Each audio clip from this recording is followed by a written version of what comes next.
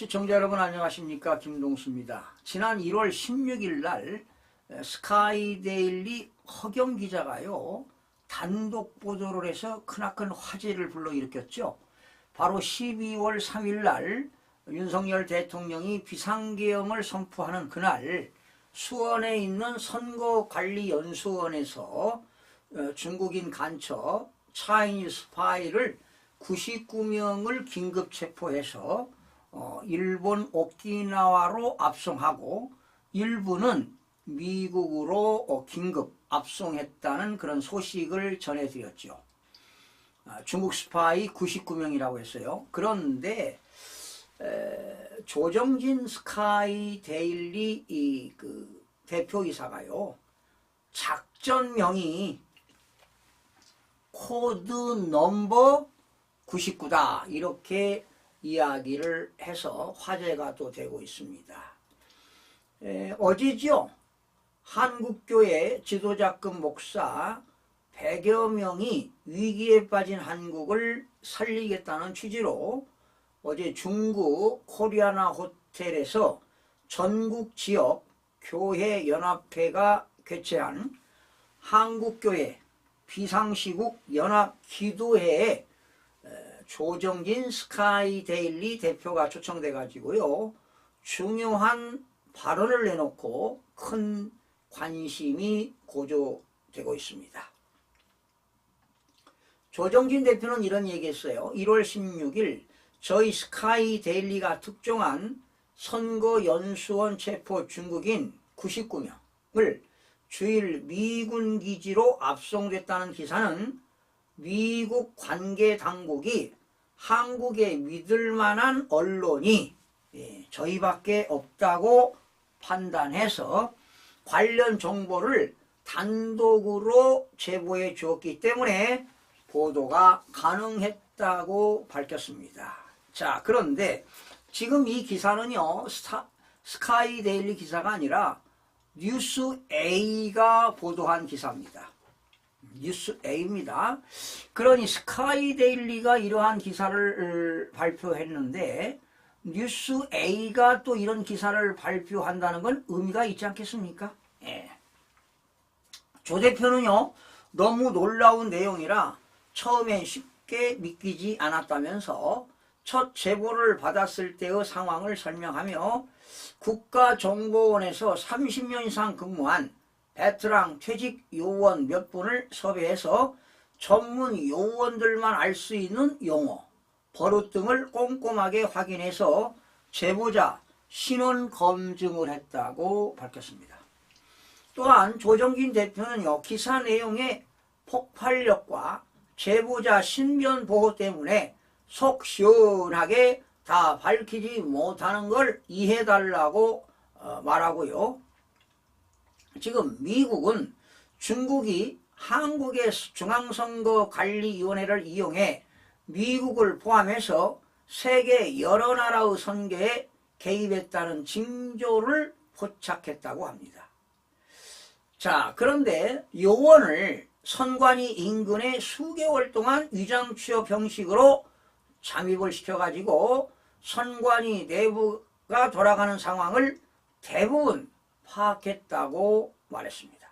특히 조 대표는 미국 관계당국은 한국 정부의 국제 범죄자들인 이들에 대한 체포협조 요청을 했고 윤석열 대통령은 계엄이라는 헌법이 규정한 특단의 통치 행위를 통해서 중국인 해커들을 포획하는데 도움을 줬다면서 많은 국민이 지난해 12월 3일 지켜봤듯이 윤 대통령이 계속 시간을 의식하셨다라고 했습니다.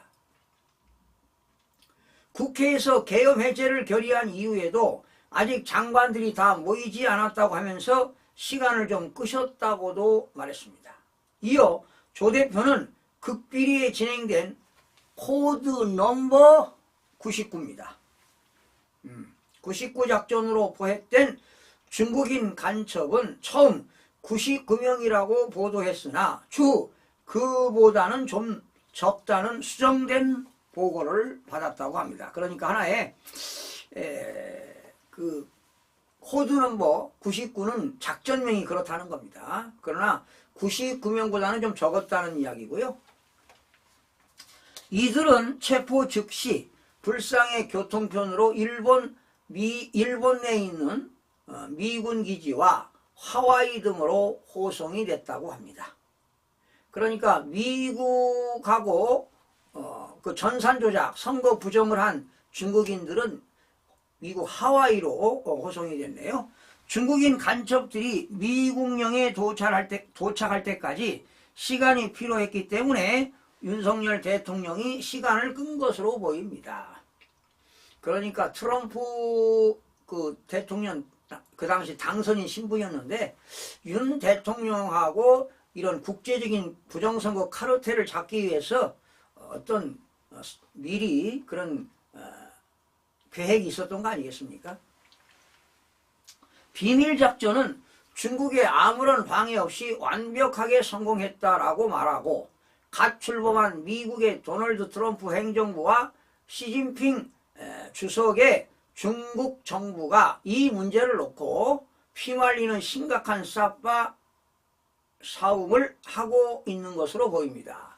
그러니까 트럼프하고 지금 시진핑이 지금 어떤 협상하는데 지금 여러 가지 문제가 발생하고 있다는 겁니다. 심각한 삿바 싸움을 하고 있다는 겁니다. 일각에서 거론되는 시진핑 퇴진까지 압박하지 않을까 추정된다고 말했습니다. 이게 시진핑 작품이라면 심각한 거죠.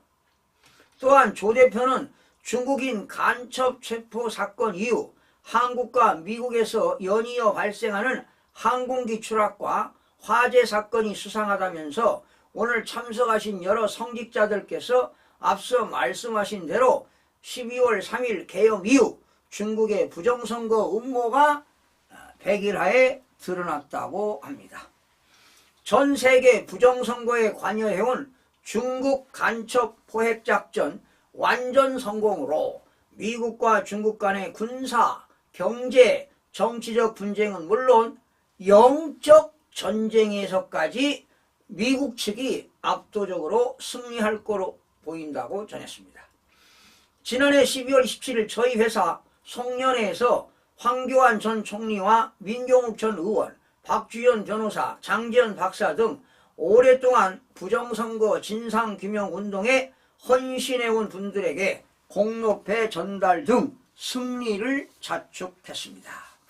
그동안 온갖 수모와 모욕을 딛고 그분들이 외쳐왔던 주장이 옳았고 숱한 애국자들이 천착해온 부정선거 주장이 맞았습니다.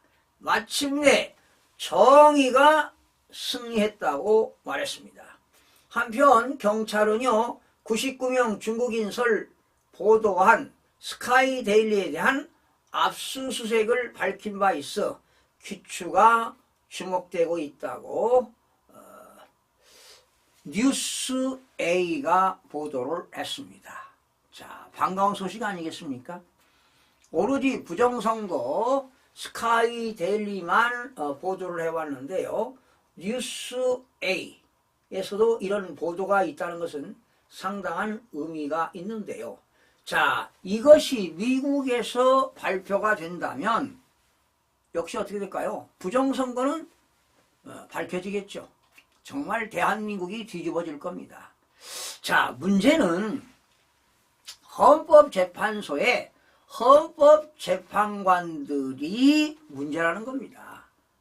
이들이 헌법과 법률에 의해서 탄핵심판을 결정해야 되는데 이념과 사상으로 판결을 내린다면 국민들이 절대로 용서하지 않을 것입니다. 왜?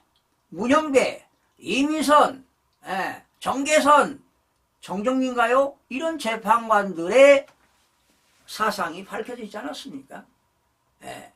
이진숙 방송통신위원장 이틀밖에 근무 안 했는데 탄핵안이 올라왔는데 4명은 기각을 시켰고 4명은 인용을 시켰다. 인용한 헌법재판관들의 사상이 의심스럽다라는 것입니다. 절대로 국민들이 용납하지 않고 반드시 그들을 심판할 것입니다. 시청해주신 여러분 고맙습니다.